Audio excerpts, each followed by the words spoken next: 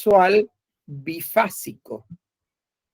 Se da con una determinada periodicidad y cada periodo va a terminar con la menstruación. A esa periodicidad le llamamos ritmo menstrual. Ese ritmo menstrual va a ser de 28 días más o menos 7 días. O sea que ustedes van a encontrar que el periodo o el ciclo normal puede variar entre 21 y 35 días con un promedio de 28 días. Culmina ese ciclo, como dijimos, con la menstruación, que va a durar un promedio de 5 días, más o menos 2 días. O sea que una menstruación normal va a durar entre 3 y 7 días. Promedio 5 días. ¿Cuánta es la pérdida que se va a producir durante la menstruación? ¿Sí? Decimos que hasta 100 mililitros. Cuando supera los 120 mililitros, vamos a hablar de una alteración en la cantidad que en los libros ustedes la van a encontrar como hipermenorrea y actualmente se la denomina sangrado uterino anormal abundante.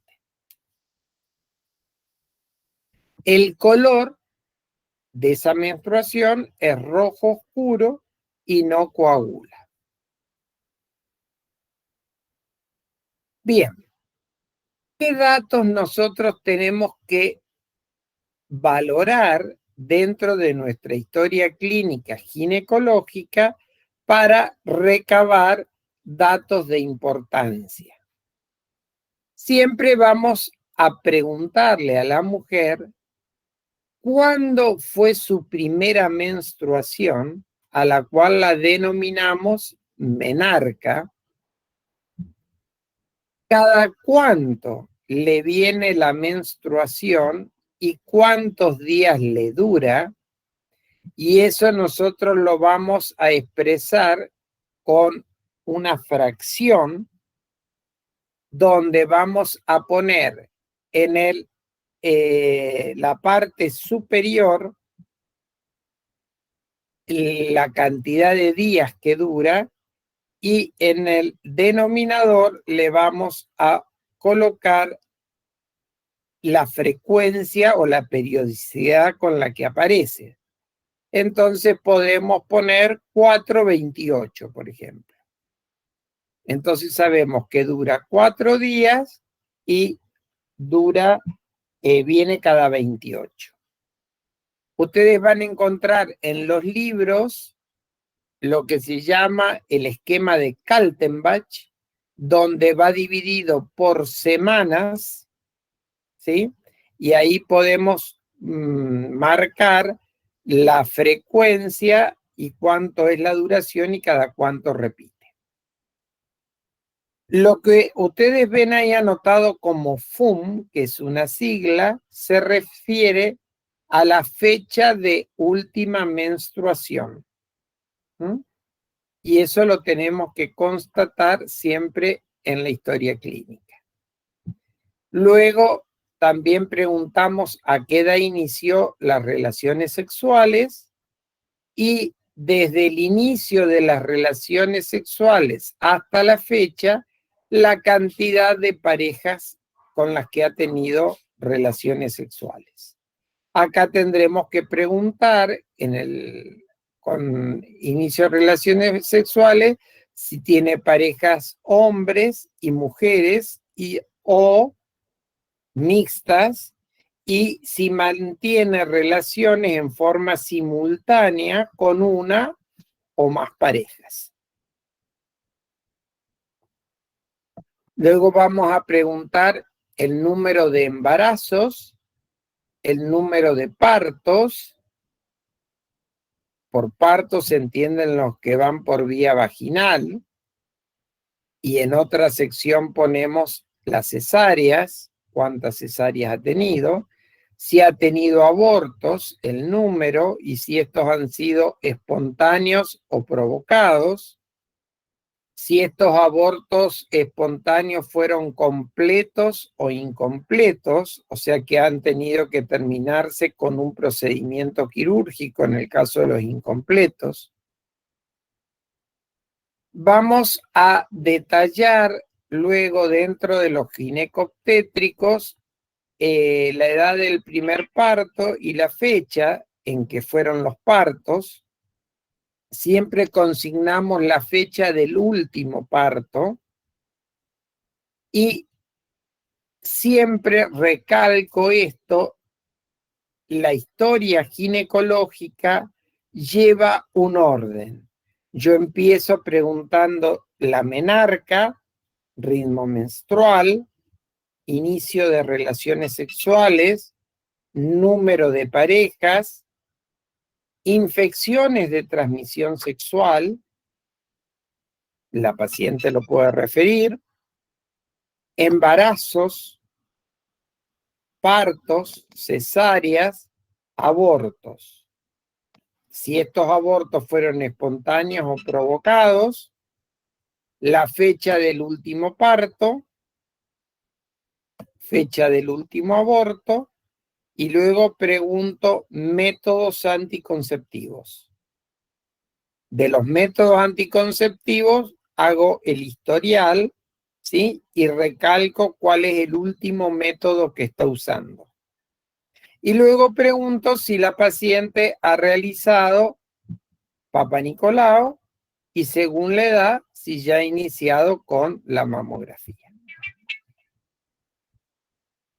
Bien, esto ya se los expliqué recién. Y acá estamos viendo los datos que recogí de esta paciente, Dimitri María Celeste, 30 años, la menarca a los 12, el ritmo menstrual, 3, 5, 28, 30, ¿sí? ¿Cuándo fue su...? Acá esto, hay un error, lo tengo que llevar a otra sección, no lo puedo correr acá, pero a ver si sale para correrlo. La fecha de última menstruación va al final, no, de la cuando termino la historia clínica. Va ritmo menstrual, inicio de relaciones sexuales, número de parejas, embarazos, partos, cesárea, aborto, cuándo fue el primer parto, último parto, los años y fecha del último parto, fecha del último aborto, si lo tuviera. Acá se pone, han constatado el último Papa Nicolau y el método anticonceptivo que esta paciente ha tenido una ligadura de trompas. Muy bien. Doctor, ¿la fecha de la última menstruación se pregunta a lo último o al final entonces? O sea, perdón, al final.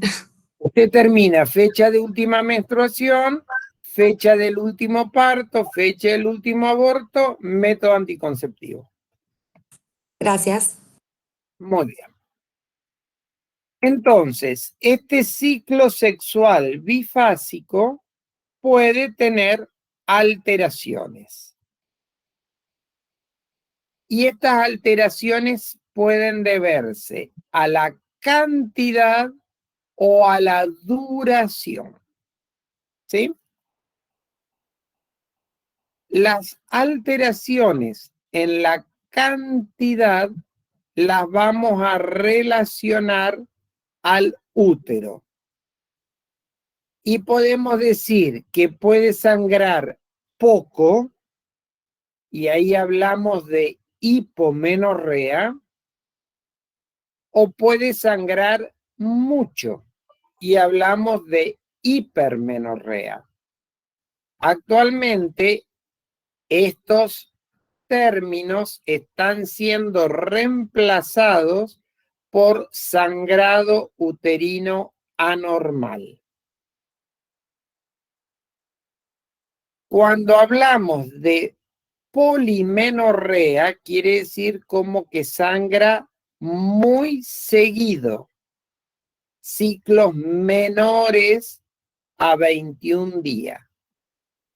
Y la oligomenorrea, ciclos mayores a 35 días.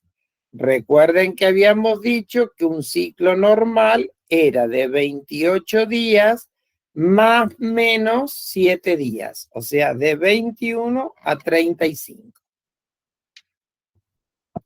Entonces, si las alteraciones en la cantidad están relacionadas al útero, las alteraciones en la frecuencia van a estar relacionadas al ovario.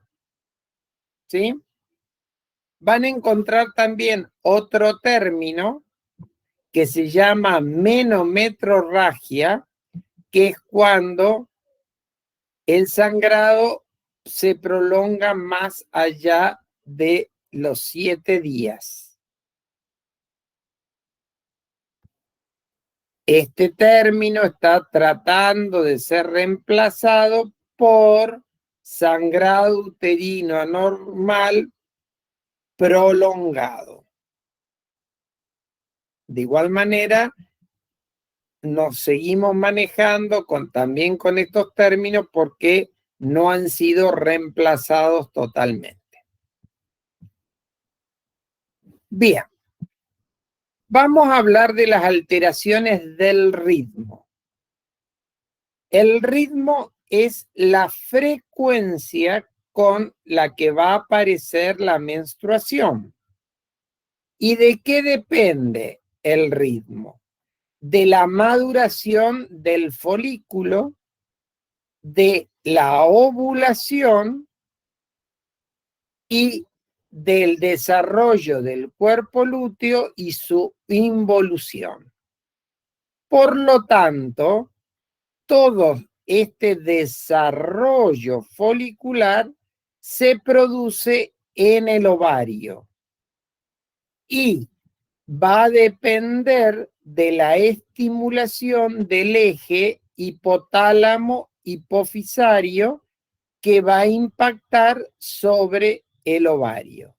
O sea que cuando yo hablo que una mujer menstrua cada 28 días o que tiene menstruaciones muy seguidas o que tiene menstruaciones muy largas, o sea, que aparecen de tanto en tanto, yo digo que esa alteración reside en el ovario.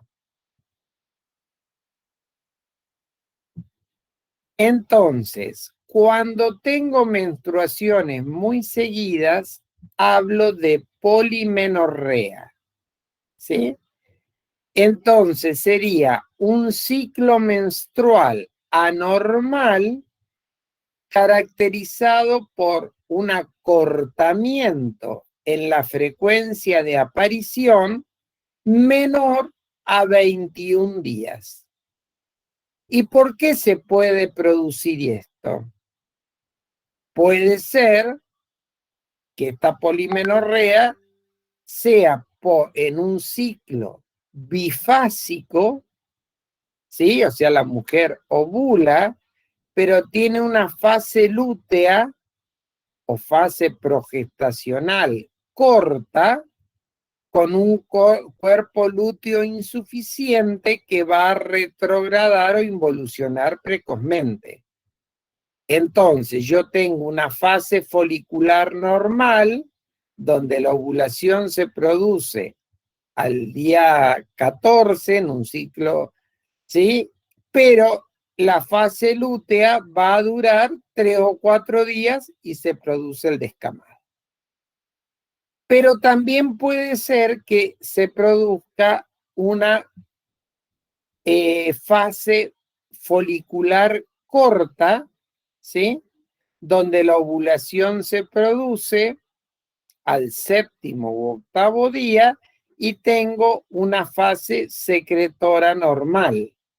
Tengo 14 días, ¿sí? Más 6 días serían a los 20 días esta mujer estaría menstruando.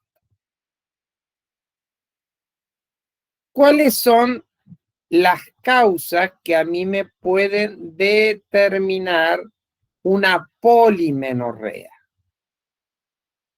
Trastornos endocrinos, como es la hiperprolactinemia, como es un mal funcionamiento tiroideo, como es un hiperandrogenismo. Luego pasamos a otras causas, ¿sí?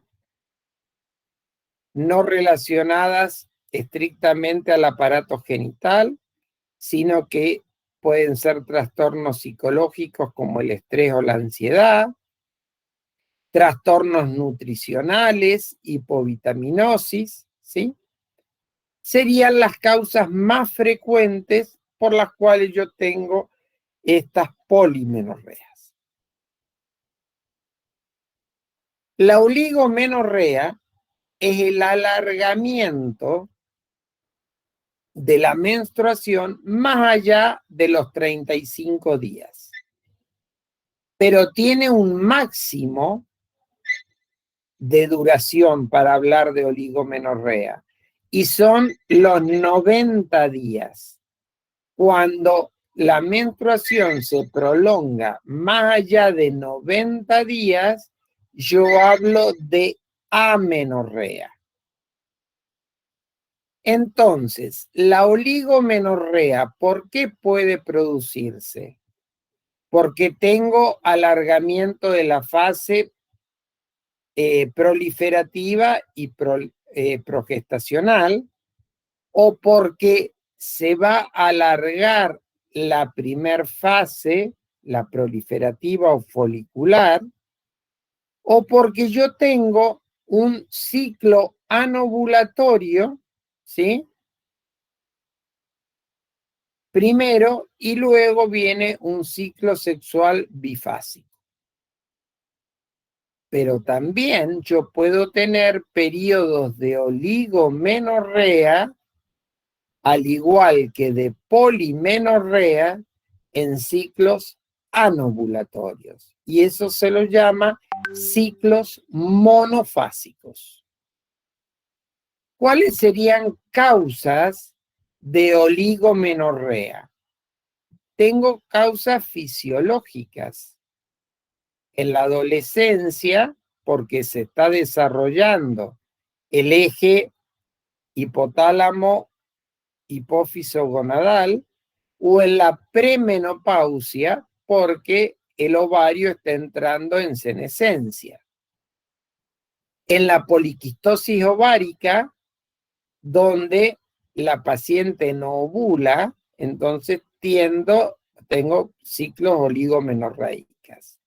La hiperprolactinemia, el hiperandrogenismo, el hipotiroidismo, las alteraciones nutricionales, y acá tengo la actividad física intensa y la anovulación. O sea que vemos que hay causas comunes que me pueden dar trastornos tanto de ciclos cortos como de ciclos largos, porque tengo alterado el eje hipotálamo hipófiso ovárico. ¿Cómo voy a hacer yo el diagnóstico? Bien, a través del interrogatorio y a través del examen físico. ¿Cómo yo sé que una paciente ovuló? Bueno, si le hago la toma de temperatura basal, sabemos que por acción de la progesterona sobre el centro termorregulador, se va a producir el aumento más o menos de medio grado en la temperatura en la segunda mitad del ciclo. Otra forma de saber si hay ovulación es a través del moco cervical. Sabemos que por acción de los estrógenos, las glándulas endocervicales que tienen receptores para los estrógenos van a aumentar la producción de moco. Por lo tanto, a medida que aumenta la secreción de estrógenos, me va a ir aumentando la secreción de moco. Y ese moco llega a un máximo de producción y de filancia, o sea, la capacidad de estirarse ese moco, previo a la ovulación. También lo puedo hacer mediante el dosaje de progesterona plasmática. Tengo métodos, ¿sí? Hay un método que se llama, lo compran en la farmacia, venta libre, se llama Evaplam, y me marca cuando la paciente ovula, porque me mide pico de LH también. Y otra forma certera de diagnosticar si hay ovulación o no es por el fechado de endometrio, que tiene un error de más o menos 48 horas. Bien, y acá tienen el gráfico de un ciclo. Acá tienen medida la temperatura basal, ¿sí? Entonces, fíjense, según el día del ciclo, para un ciclo normal de 28 días, la fase lútea, más o menos al día 14, 15, se produce la ovulación, ¿sí? Y vamos a tener el aumento de la temperatura, ¿sí? Como hace una meseta en la fase lútea y baja previo y durante la menstruación. Acá tenemos las características del moco cervical. Fíjense que al principio del ciclo y al fin del ciclo, este es un moco espeso, ¿sí? Donde totalmente abigarrado, moco S, y a medida que aumenta la secreción de estrógenos, va cambiando la característica de este moco. Fíjese que se va transformando en un moco más cristalino, más filante, o sea que a medida que la filancia yo la mido por la apertura de los dedos, si tomo el moco entre el dedo índice y pulgar, lo puedo estirar y puede hacer una hebra hasta de 10 centímetros. Y fíjense que acá este moco, que está totalmente abigarrado, se va transformando y va haciendo como canales que va a permitir el ascenso del espermatozoide. Y luego de la ovulación, este moco va a cambiar en la estructura y va a volverse como una madeja de lana, donde si el espermatozoide quiere subir, ¿sí? No es un moco apto para permitir el ascenso de los espermatozoides.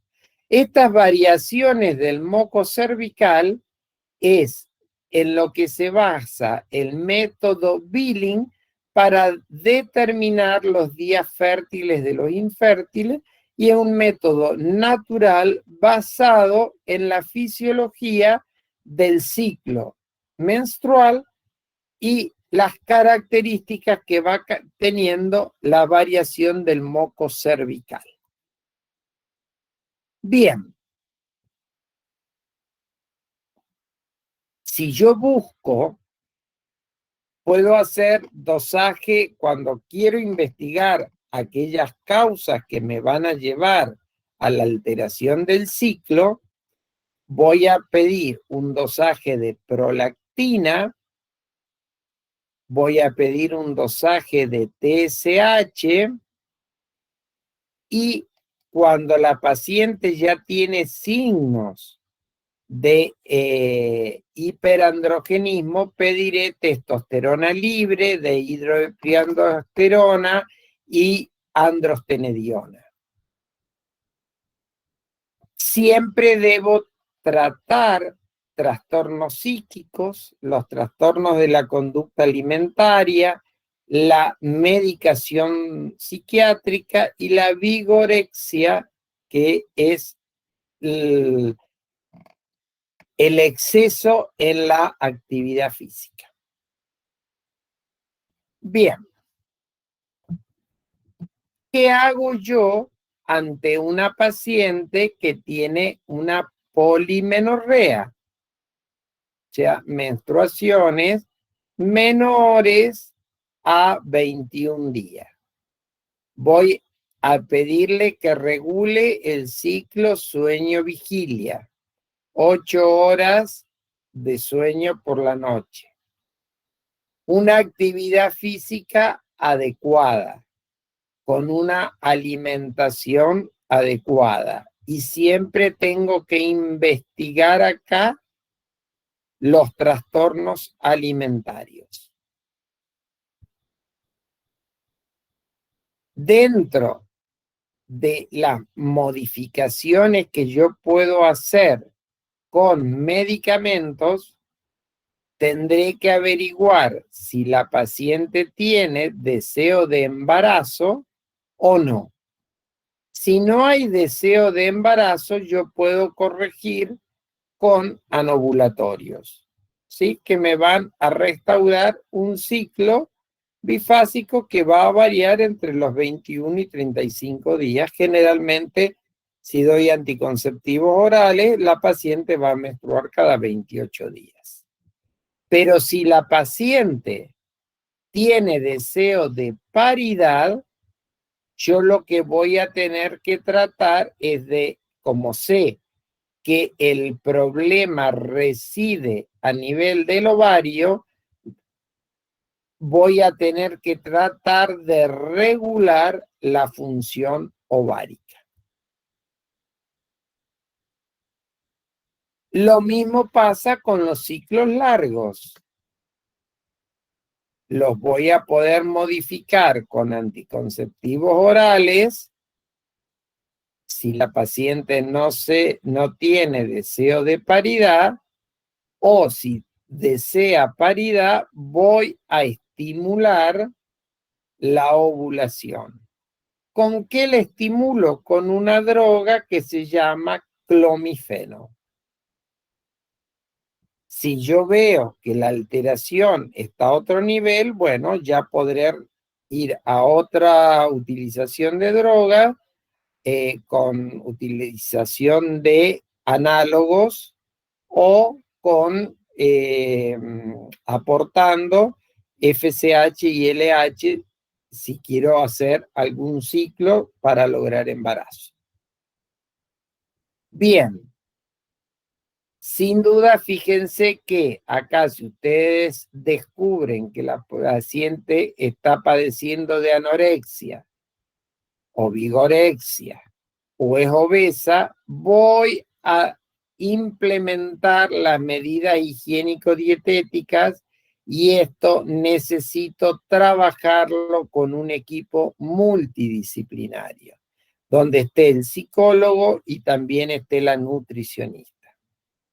Si yo detecto que la paciente tiene una hiperprolactinemia, que ya veremos la causa, en general esto reside a nivel hipofisario, tengo que dar tratamiento, ¿sí?, para regular la secreción de prolactina. Y si detecto que la paciente tiene una alteración en la función tiroidea, tendré que corregirlo con hormona tiroidea. Bien, ¿alguna duda de esto, de este tema, chicos, de las alteraciones en la frecuencia?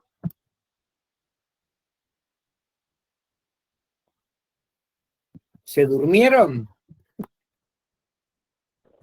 No, ninguno. Bien. Ahora ya vamos a ir a las alteraciones en la cantidad. ¿Sí? Dijimos que dependían las alteraciones en la cantidad de alteraciones a nivel del útero. Y teníamos un aumento en el sangrado y hablamos de hipermenorrea cuando ese sangrado es mayor a 120 mililitros por día. ¿Cómo hago yo para saber que esta mujer menstrua tanto? En general vienen y me van a decir que cambian muchos paños. Entonces, yo ahí lo que tengo que saber es qué cantidad de paños cambia y cuán mojados están estos paños, ¿sí? Porque puede ser que la mujer sea muy obsesiva y los cambie apenas mojados, ¿sí? Entonces, un paño que está bien mojado y supera la cantidad de 6 o 7 paños diarios, yo estoy hablando ahí de hipermenorrea. Otra forma en la cual por ahí es fácil de medir actualmente es las mujeres va en aumento el uso de la copa menstrual. La copa menstrual viene con medición. Entonces, normalmente se cambia 2 veces al día. Si la paciente me dice que no tolera la copa menstrual o que la supera, porque la tiene que recambiar más frecuentemente o se está cambiando o tiene que ponerse un paño, bueno, ahí tal vez yo estoy en presencia de una hipermenorrea. ¿A qué se debe esta hipermenorrea o sangrado uterino anormal abundante? A la alteración de la contractilidad uterina, por un lado, ¿sí? ¿Y por qué se puede alterar la contractilidad uterina? Bueno, las mujeres multíparas por ahí tienen menor capacidad para contraer el útero. Los miomas uterinos me van a afectar la contracción del músculo. Tejido cicatrizal por cirugías previas. La presencia de adenomiosis o endometriosis uterina interna, que era el término anterior que se utilizaba, y las adherencias pelvianas. ¿Sí? Pero también puede ser que se contraiga bien, pero tenga yo una superficie aumentada. ¿Y en qué caso tengo superficie aumentada? Bueno, cuando tengo patología orgánica como es el mioma, que me aumenta el tamaño uterino, o miomas que crecen hacia adentro de la cavidad uterina, que son los miomas submucosos, o los pólipos endometrales que también crecen hacia la cavidad uterina. Y acá ustedes van a encontrar cuando se habla de sangrado uterino anormal, que estas causas corresponden a causas estructurales, ¿sí? Por lo tanto, si yo tengo causas estructurales de sangrado uterino anormal, también voy a tener causas funcionales de sangrado uterino anormal, que ya lo veremos. ¿Cuáles serían estas causas funcionales? Bueno, la congestión pelviana podría ser producida por el varicocele, por ejemplo, o la ubicación del útero. Una malposición uterina me puede llevar a una retroversión. O el DIU también me da un aumento en la congestión, pero me aumenta también la capacidad de contracción, o sea, que lo sacaría yo de este ítem solamente porque es una afectación mixta la que daría. Pero también tengo las coagulopatías, me pueden dar un sangrado uterino anormal, ¿sí? Y también causas iatrogénicas por el uso de medicamentos. Y ahí tendríamos las causas funcionales del sangrado uterino anormal. Bien. ¿Cómo hago yo el diagnóstico de una hipermenorrea? Fundamentalmente por el interrogatorio. Cuando ha pasado el tiempo y la paciente no consultó, en general van a ser pacientes que vienen con cuadros de anemia. Por lo tanto, yo voy a encontrar una paciente pálida, hipotensa, taquicárdica, ¿sí? Que lo descubro en el examen físico. Cuando tengo una causa estructural del útero, los exámenes complementarios me pueden ser útiles al diagnóstico. Por ejemplo, una ecografía ginecológica o una histeroscopía, que es la visualización con una óptica, con luz, que introduzco en la cavidad endometrial y puedo observarla, ¿sí?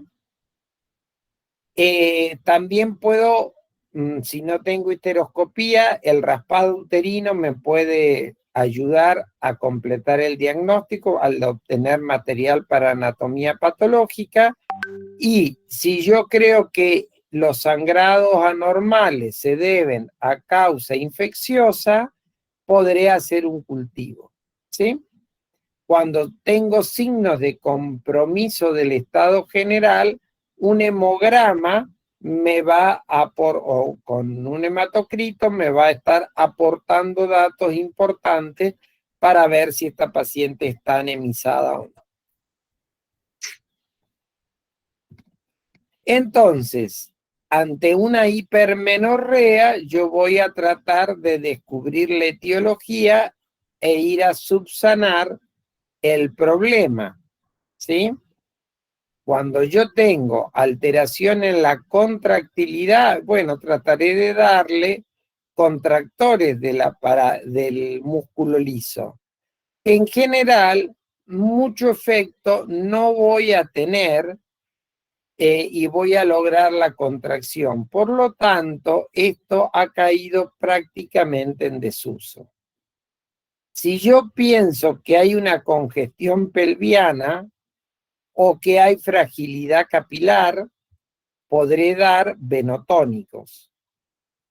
Y cuando estoy pensando en otra causa o una alteración que yo necesito modificar con hormonas, lo podré hacer con anticonceptivos orales o con derivados de progesterona o análogos en el caso de que quiera tratar una adenomiosis. La hipomenorrea o sangrado en menor cantidad, en general yo voy a tener que descartar procesos infecciosos crónicos, como puede ser una tuberculosis, o también buscar el antecedente de cirugías previas, como raspados uterinos, que me pueden llevar a la formación de sinequias, ¿sí? Que me van a llevar a la obstrucción o la aparición de estas bridas en la cavidad endometrial, donde la paciente va a dejar de menstruar. Y eso se conoce como síndrome de Asherman. También una mujer que ha sido sometida a una histerectomía subtotal y ha quedado algo de endometrio, va a menstruar muy poco, pero esto yo tengo el antecedente de su cirugía anterior. Puede menstruar poco por alteraciones endocrinas, ¿sí? O por infecciones, o que tenga una hipoplasia uterina, ¿sí? Descartadas todas estas causas, o pacientes que antes han menstruado normal y después menstruan poco, tendré que descartar alguna de estas causas. Bueno, en general, la hipomenorrea no le voy a hacer tratamiento, ¿sí? Si la paciente desea embarazo, bueno, voy a tener que ver cómo está ese endometrio, si es un endometrio que es receptivo, y ahí tendré que ver las posibilidades de tratamiento. Pero no damos ninguna medicación para aumentar la cantidad del sangrado menstrual, salvo que se trate de una sinequia uterina, y ahí en ese caso sí vamos a ir a cortar la sinequia.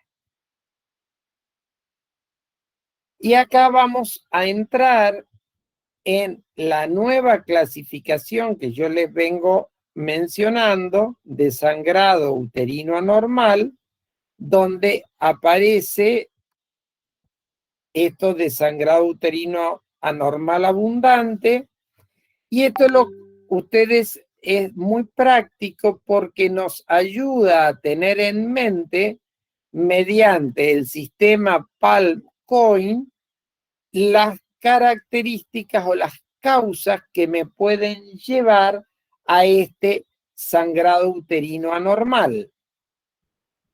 Esto ya apareció autorizado por FIGO, que es la Federación Internacional de Ginecología y Obstetricia, y habla de sangrado menstrual abundante, sangrado intermenstrual, que es el que aparece a mitad de ciclo, o la combinación de ambos, o sangrados uterinos no menstruales. Y también divide al sangrado uterino anormal en sangrados uterinos anormales crónicos y agudos. El crónico es un sangrado uterino anormal en volumen, en regularidad o duración en los últimos 6 meses, que no requiere que yo actúe inmediatamente. En cambio, la paciente puede tener un sangrado anormal agudo con un episodio severo de sangrado que puede ser que se presente durante un sangrado uterino anormal crónico, o de debutar per se como un sangrado agudo. Y el intermenstrual es el que se presenta entre menstruación y otra, pero este sangrado, estas definiciones sustituyen al término metrorragia.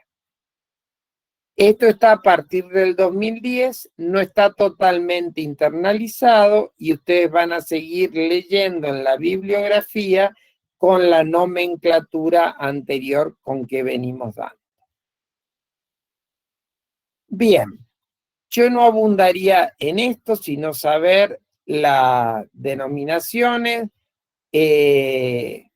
lo que veníamos diciendo, pero esto sí me interesa que lo sepan: la clasificación del sangrado uterino anormal, el PALM y ENCOIN. El PALM responde a causas estructurales. ¿De quién? Del útero. Entonces, ¿cuáles son las causas que me pueden dar un sangrado uterino anormal? La presencia de pólipos, de miomas, la adenomiosis o endometriosis uterina interna, y los cuadros de malignidad o cáncer de endometrio. ¿Cuáles serían las causas funcionales o causas no estructurales. Las coagulopatías, los trastornos ovulatorios, ¿sí?, que se iban a manifestar, ¿se acuerdan?, con polimenorreas u oligomenorreas. Causas de origen endometrial, causas iatrogénicas, ¿sí?, o medicamentosas, y hay otras causas de sangrado que no están clasificadas, ¿sí? Entonces, esto a mí me orienta a determinar las causas. Entonces, cuando Doctor, sí, disculpe, una pregunta. ¿Por qué si es no estructural, las causas endometriales están en el COIN? claro, porque puede haber causas endometrales de origen funcional. Por ejemplo. Una endometritis, Ah, perfecto. ¿sí? Bien, entonces, sabiendo esto, si yo sé que el pólipo, la adenomiosis, los miomas o el cáncer son las causas orgánicas, bueno, esto, cuando yo descarte esto, bueno, me voy a enfocar a causas estructurales. Y estas causas no estructurales podrán ser sistémicas, como las coagulopatías, ¿sí?, o van a responder a fenómenos que pueden ser no uterinos. Entonces, PALM y COIN. Pólipos, adenomiosis, leiomioma, malignidad. El COIN, coagulopatía, alteraciones en la ovulación, que eran los ciclos anovulatorios, la patología endometrial no orgánica, la iatrogénica relacionada generalmente a medicación y las que aún no están clasificadas. Bien, esto ya lo vimos a lo largo de las otras cuando hablábamos qué era lo que teníamos que interrogar y qué es lo de los exámenes complementarios lo que me va a ayudar. El laboratorio y en general dentro del laboratorio el hemograma para las patologías que me dan anemia y los pedidos hormonales y dentro de los hormonales, ¿cuáles? Generalmente voy a pedir prolactina, TSH. Si tengo signos de hiperandrogenismo, voy a pedir testosterona y derivados. Y si estoy pensando en un ovario poliquístico, podré pedir FSH y LH. Dentro de las imágenes, me es muy útil pedir la ecografía y cuando tengo patología endometrial, la histeroscopía también me va a ser de gran valor. Bien, dijimos que había afectaciones sistémicas como las coagulopatías, pero yo tengo aquel interrogatorio, a mí me va a ayudar mucho. Puede ser que la paciente tenga sangrados muy abundantes desde la menarca y si no es así, le tengo que investigar si ha tenido hemorragia después de los partos o de alguna cirugía, si ha sangrado mucho, o si las extracciones dentarias han sido normales o con mucho sangrado. O que la paciente tenga 2 o más de estos síntomas, como es hematomas a repetición, la presentación de epistaxis, sangrado de encías o historia familiar de síndromes hemorragíparos. Todo esto me tiene que llevar a hacer pensar que la paciente puede tener una coagulopatía y que me será útil pedir las pruebas de coagulación y en tal caso tener que derivarla a un hematólogo para los estudios pertinentes. Y acá si uno divide, como vimos que había patologías de la mujer a lo largo de la vida, también el sangrado uterino normal va a tener su presentación y que va a responder a diferentes causas según la etapa de la vida. El neonato o la neonata mujer puede tener un sangrado por genitales. ¿Y a qué se debe esto? A la caída de los estrógenos maternos. Entonces, una recién nacida puede presentar un sangrado y va a ser fisiológico, no tengo que hacer nada. En la premenarca, bueno, se está desarrollando el eje, entonces tengo inmadurez fundamentalmente en el eje, pero también tengo que investigar otras causas, como la introducción de cuerpos extraños en vagina. No tengo que descartar el abuso sexual con trauma sexual, las infecciones o la aparición de tumores malignos a nivel ovárico, productor de estrógenos, ¿sí? O el sarcoma botroide, que puede presentarse tanto a nivel cervical o vaginal. En la mujer adulta, bueno, fundamentalmente, o en la adulta joven y en la mayor, ¿no? La disfunción ovulatoria, los trastornos de la coagulación, el estrés, el embarazo y las infecciones. Y esto mismo lo vamos a repetir en la edad reproductiva, solamente que ahí ya agregamos los pólipos, los miomas y la endometriosis interna o adenomiosis, ¿sí? Los trastornos endocrinos, tiroideo, la hiperprolactinemia y el síndrome de ovario poliquístico, ¿sí? Esto son las patologías que son prevalentes para la edad reproductiva. Y en la posmenopausia, ¿por qué la mujer puede tener un sangrado anormal? Siempre tengo que descartar un cáncer de endometrio, pero también puede sangrar porque tenga un pólipo. Puede sangrar porque yo le esté dando hormonas para tratar su menopausia, pero también puede sangrar por atrofia del endometrio, ¿sí? En la cual no voy a tener que hacer nada, pero ante un sangrado de la posmenopausia, siempre descarto el cáncer, ¿sí? Aunque lo más frecuente es que sangre por la atrofia. Bueno, y acá voy a tener lo que ya les referí según la patología, que es lo que si tiene antecedentes o no de los cuadros generales, lo que puedo encontrar en el examen físico.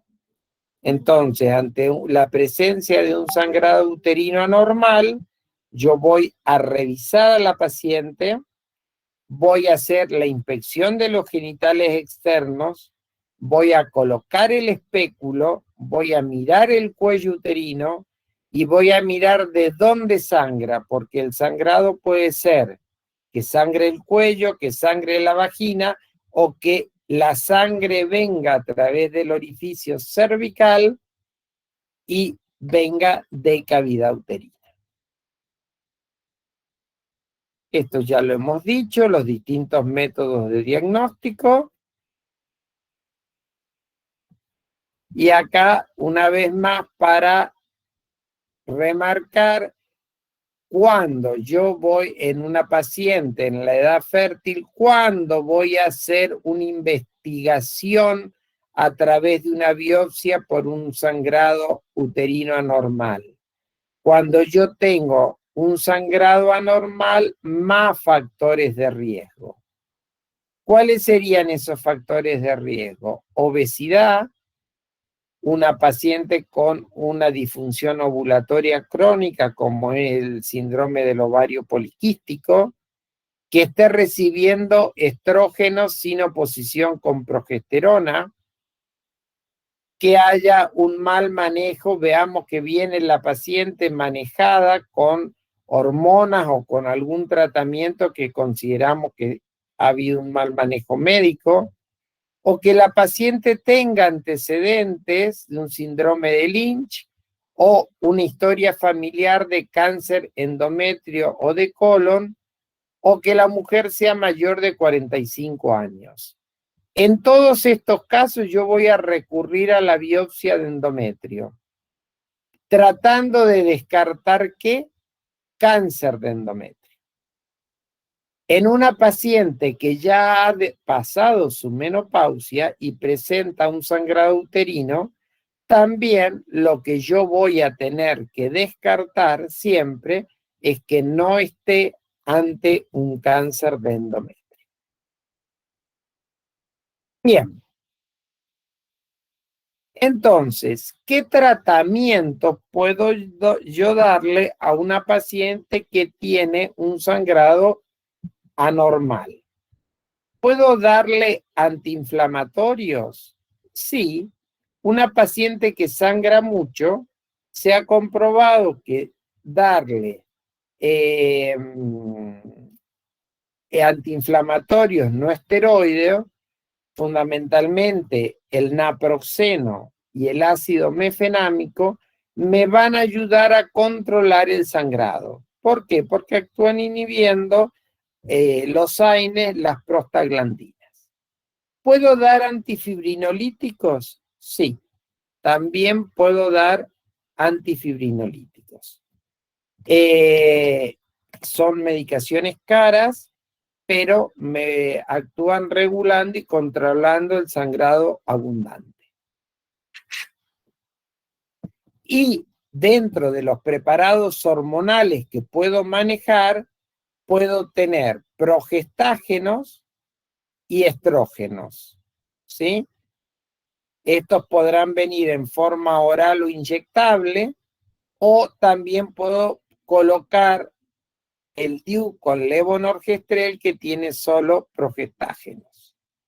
Los anticonceptivos orales combinados son las formas más habituales o con las que nos manejamos para corregir los ciclos, ¿sí? Tanto en la duración como en la cantidad. Bien.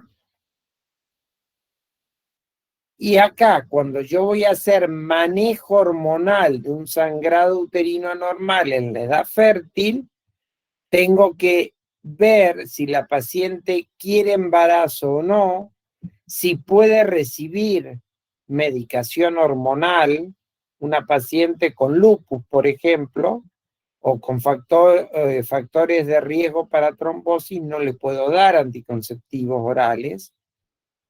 Si el episodio es agudo o crónico, ahí veré qué tipo de tratamiento voy a hacer y luego ubicar la etiología. ¿Qué finalidad tiene? Prevenir que tenga un sangrado agudo, ¿sí? Prevenir y o tratar la anemia. Si tengo una causa anatómica, que es la productora, ¿sí? Voy a tratar de corregirla y voy a tratar de idear un plan medicamentoso generalmente a largo plazo. Bien, esto ya lo dijimos, no vamos a abundar. Esto ya lo vamos a ver después cuando veamos anticoncepción. Bien.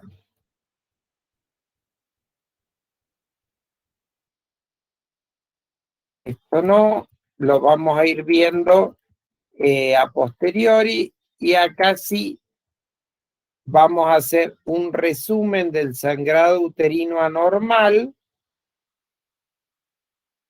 Ante una paciente le vamos a hacer el examen físico, le hacemos examen físico, la especuloscopía, y si es necesario vamos a pedir una ecografía. Previo a hacer el examen físico, hicimos la historia clínica y recogimos los antecedentes de ver cómo es la función ovulatoria. Voy a ver los estilos de vida, descartar enfermedades sistémicas y siempre tengo que pensar que en estas pacientes que sangran anormalmente, descartar las coagulopatías. Y dentro de los exámenes complementarios que más me van a servir es el hemograma, los exámenes hormonales y el estudio hematológico. Y dentro de las imágenes, la ecografía me será de gran utilidad. Esto no. Y entonces, podemos concluir diciendo que el manejo del sangrado uterino anormal requiere descartar patología endometrial maligna, fundamentalmente en las pacientes de mayor edad.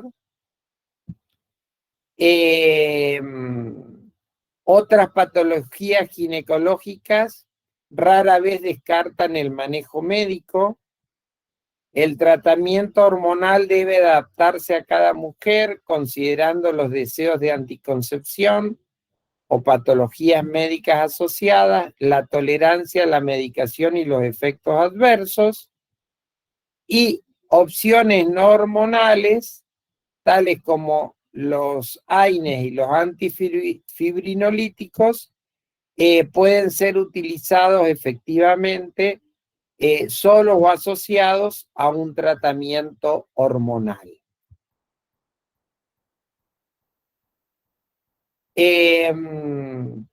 Hay que saber que el acetato de medroxiprogesterona y los DIU hormonales me van a reducir el tamaño, el sangrado uterino, y que pueden ser de utilidad en el tratamiento, y que lo vamos a utilizar fundamentalmente en mujeres que desean anticoncepción. Los análogos de la GnRH me van a reducir el sangrado y pueden ser utilizados cuando otros tratamientos médicos han fallado o están contraindicados. No es lo que habitualmente se utiliza. El acetato de ulipristal ha sido muy útil para el tratamiento de los miomas, pero actualmente está prohibida su venta por la afectación hepática que demostró que producía. Y cuando el tratamiento médico fracasa, habrá que recurrir a la terapia quirúrgica mediante la destrucción del endometrio, ¿sí? Mediante ablación, o habrá que sacar el órgano mediante una histerectomía. Muy bien. Esto es una foto de Capadocia en Turquía, un hermoso paisaje donde uno ve las chimeneas y estas cámaras que se producen, realmente un paisaje bellísimo.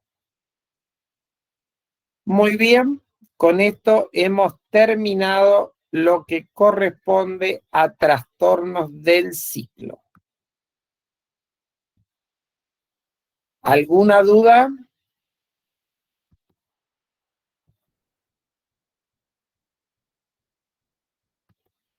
¿Se durmieron? No, doctora, acá estamos. Acá estamos. Muy bien. Bueno, los escucho. Doctor, yo tengo una duda respecto a lo último que dijo del acetato de ulipristal, ¿por qué está prohibido? Y después Por me la quedó una afectación duda. hepática. Bien, hepática. Y la otra duda era en historia clínica. No sé si se la puedo hacer. Sí. Justo ahora no encuentro el apunte, pero había puesto usted como en una parte G2 o unas cosas así. En el lado izquierdo había puesto historia clínica, como que nos puso fecha última menstruación y todo eso. Estas. Gestas. Bien, eso es. O sea, eso es número de embarazos, número de partos, número de abortos, número de cesáreas. Claro, está todo como abreviado. Listo. Eso, gracias, doctor. Muy bien. ¿Alguna otra duda?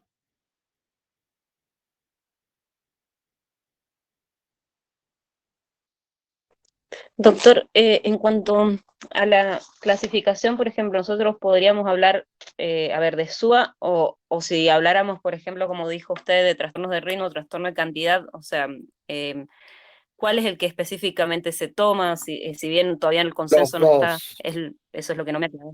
Los dos, o Los sea dos. que... O sea, Ujú. a ver, yo puedo utilizar en forma simultánea y ponerle sangrado uterino anormal abundante o ponerle hipermenorrea. ¿Sí? Ajá. O sea, yo tengo, por los cambios de nomenclatura, pero en general nos seguimos manejando, seguimos utilizando y en los libros de texto que ustedes tienen, van a encontrar lo mismo: hipermenorrea, polimenorrea, menometrorragia, lo van a seguir utilizando eso. ¿Mm? Ujú.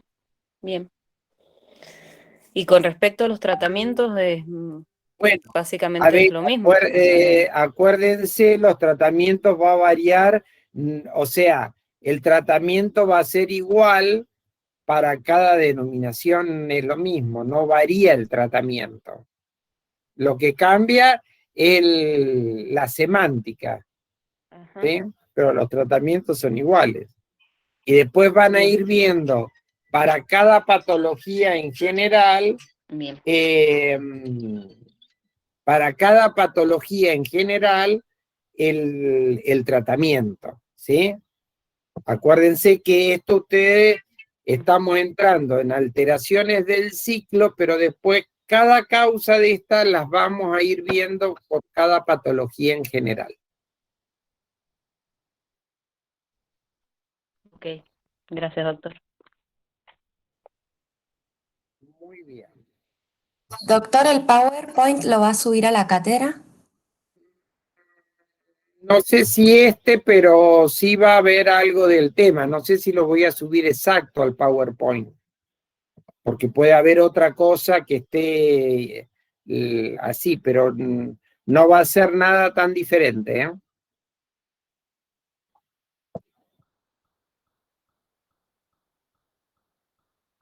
Bien, bueno, 11:40. Nos tocaría tener martes y miércoles a nosotros. Mañana ustedes tienen feriado y yo también. Yo voy a prolongar mi clase porque ustedes están libres.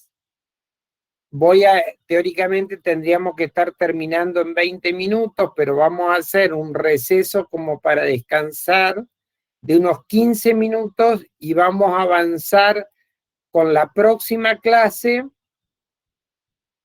y ahí ya terminaríamos. ¿Sí? O sea, nosotros vamos a tener esta semana y la próxima la parte a través de teóricos y quizás si alcanzamos resolución de casos, veremos. Empezaremos con las prácticas si es que nos aprueban que empiecen algunos a hacer la parte práctica y creería que ya tienen, no me acuerdo si le subí en la cátedra, la fecha del parcial, que si no me equivoco es el 6 de abril. ¿Sí?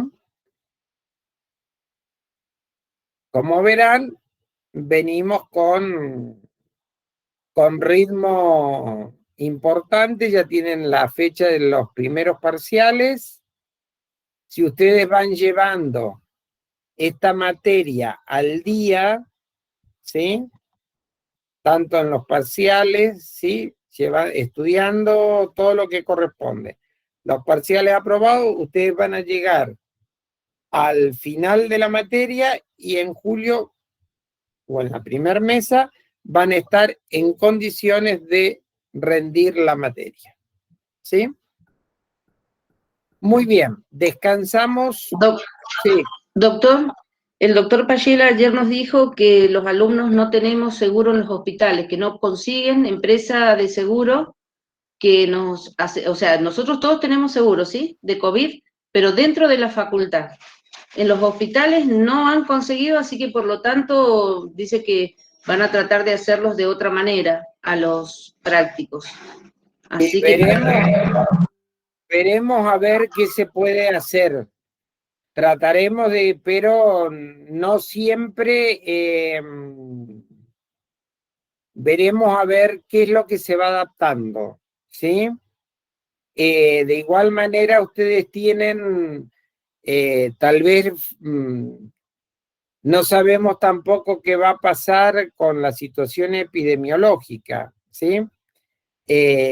Pero si no instrumentaremos como el año pasado la actividad práctica a través de la forma online y les va a faltar el contacto con el paciente, que después por último, tanto en esta materia como en obstetricia, ustedes tienen la ventaja de hacer una rotación en la práctica final obligatoria.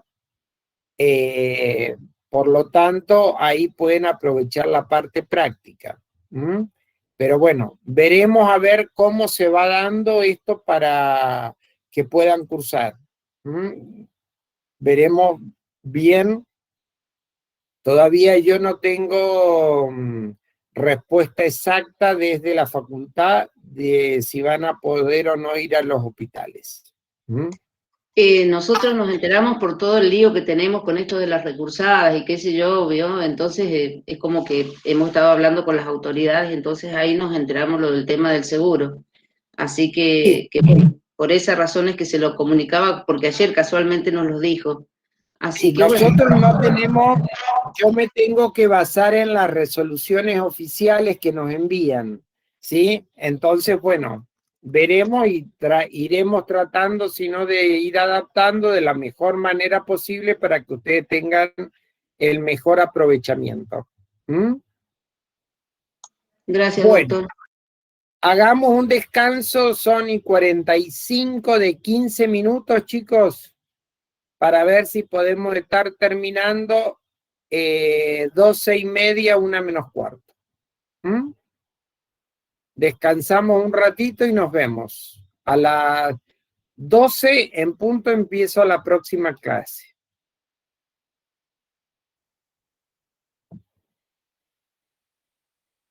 Bueno, doctor.